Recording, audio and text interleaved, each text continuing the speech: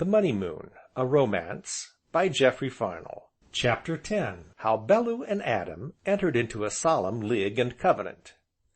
"Look at the moon tonight, Uncle Porges." "I see it." "It's awful big and round, isn't it?" "Yes, it's very big, and very round." "And rather yellow, isn't it?" "Very yellow." "Just like a great big golden sovereign, isn't it?" "Very much like a sovereign, my Porges." "Well, do you know, I was wondering if there was any chance that it was a money moon?" They were leaning out at the lattice, Small Porges and Big Porges. Anthea and Miss Priscilla were busied upon household matters wholly feminine, wherefore Small Porges had drawn Bellew to the window, and there they leaned, the small body enfolded by Bellew's long arm, and the two faces turned up to the silvery splendor of the moon.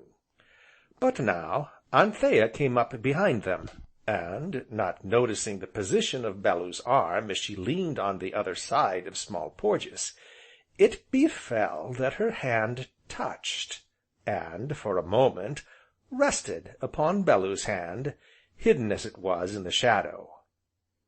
And this, probably, began it. The air of Arcadia, as has been said before, is an intoxicating air, but it is more.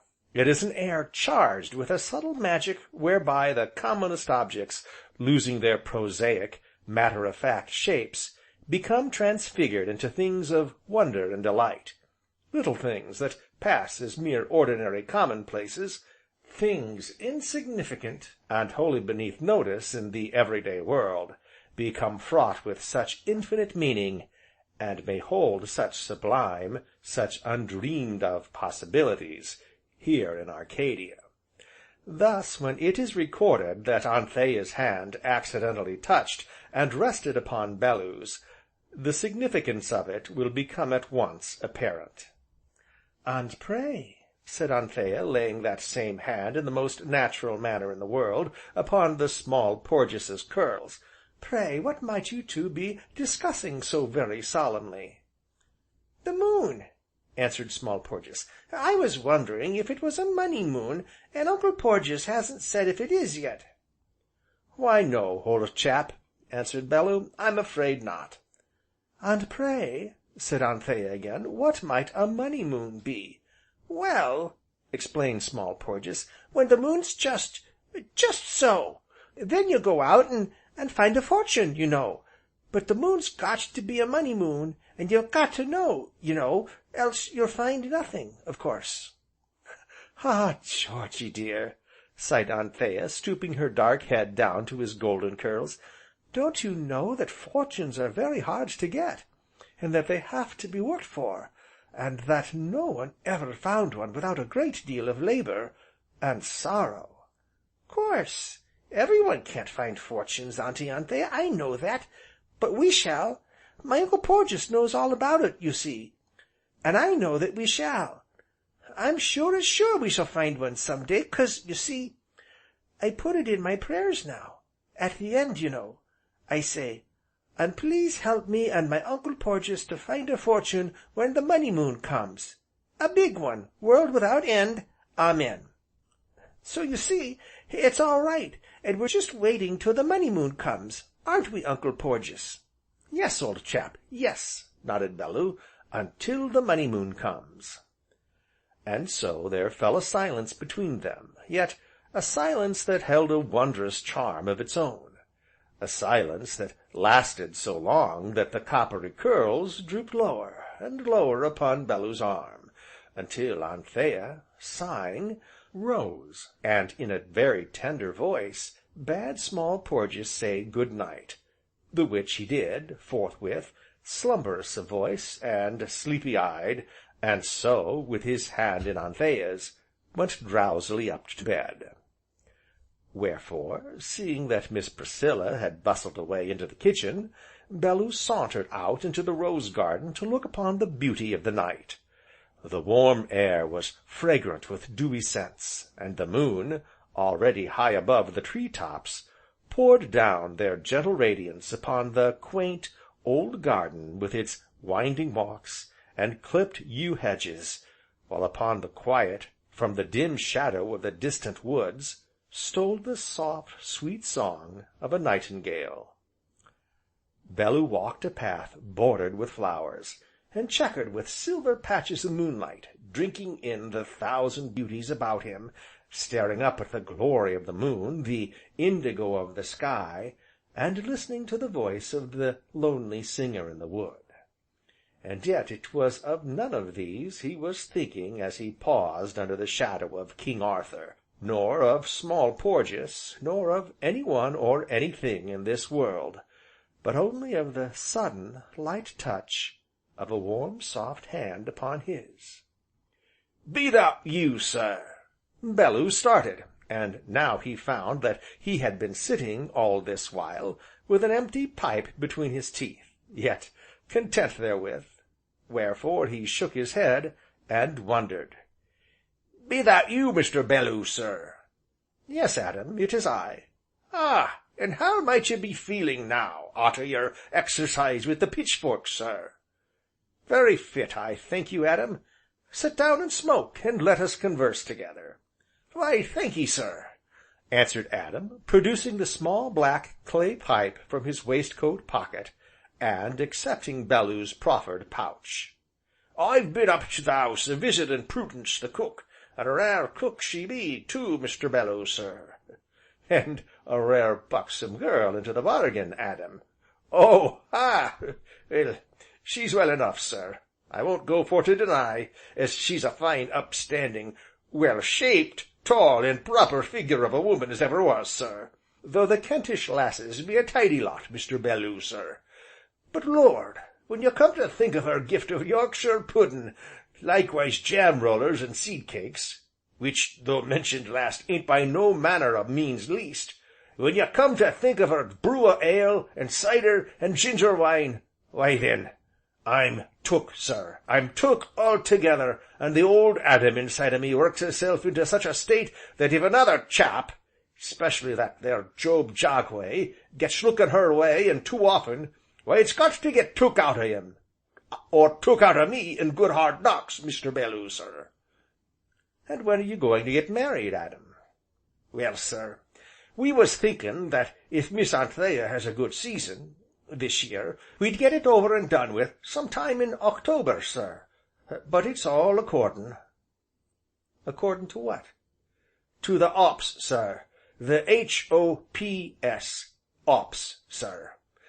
They're comin' on fine, scrumptious they be.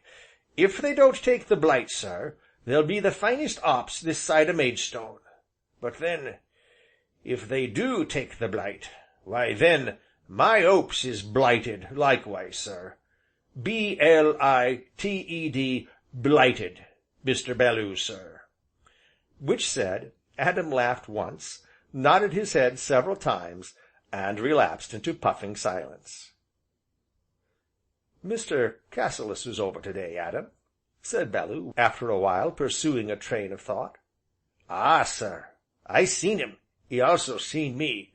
He told me as Job Jagway was up and about again, likewise Job Jagway will be over here to-morrow, along with the rest of 'em, for the sale, sir."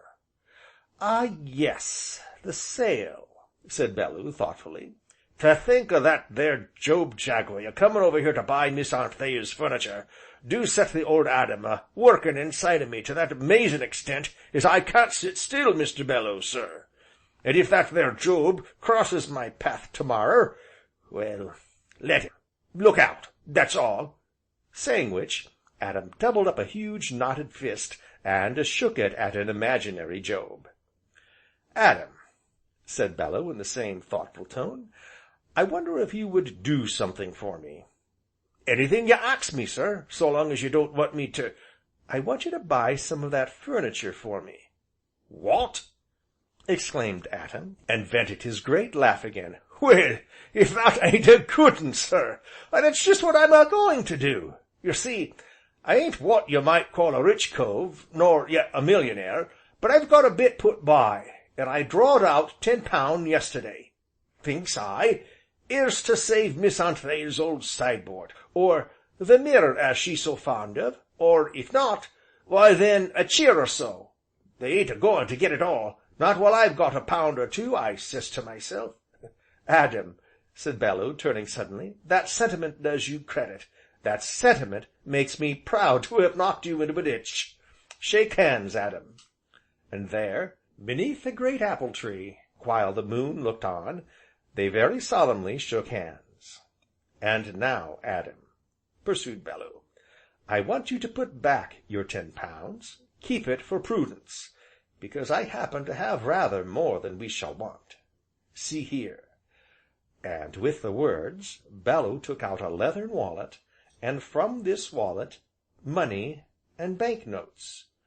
More money, and more bank notes than Adam had ever beheld in all his 30-odd years, at sight of which his eyes opened, and his square jaw relaxed, to the imminent danger of his cherished clay pipe. "I want you to take this," Bellew went on, counting a sum into Adam's nerveless hand, "and tomorrow, when the sale begins, if anyone makes a bid for anything, I want you to bid higher, and, no matter what, you must always buy. Always, you understand." "But sir, that there old drawing room cabinet wi' the carvings." "Buy it." "And the silver candlesticks, and the 4-post bedstead, and the—" "Buy 'em, Adam, buy everything. If we haven't enough money, there's plenty more where this came from, only buy, you understand?" "Oh, yes, sir, I understand. How much have you give me?"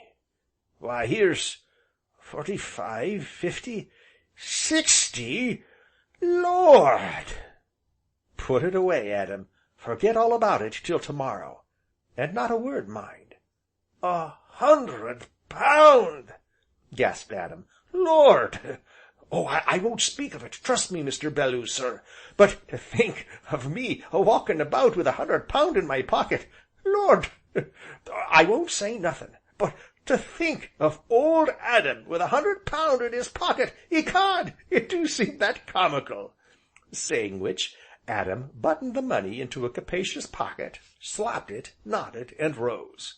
"Well, sir, I'll be going. There be Miss Anthea in the garden yonder, and if she was to see me now, there's no saying but I should be took a-laughing to think o' this 'ere £100. "Miss Anthea? Where?" "Coming through the rose garden. She be off to see old Mother Dibbin. They call Mother Dibbin a witch, and now, as she's down with the rheumatics, there ain't nobody to look arter her, 'cept Miss Anthea. She'd ha' starved afore now if it 'adn't been for Miss Anthea, but Lord love your eyes and limbs, Mr. Bellew, sir, Miss Anthea don't care if she's a witch, or 50 witches, not she. So, good night, Mr. Bellew, sir, and mum's the word." Saying which, Adam slapped his pocket again, nodded, winked, and went upon his way. Chapter 10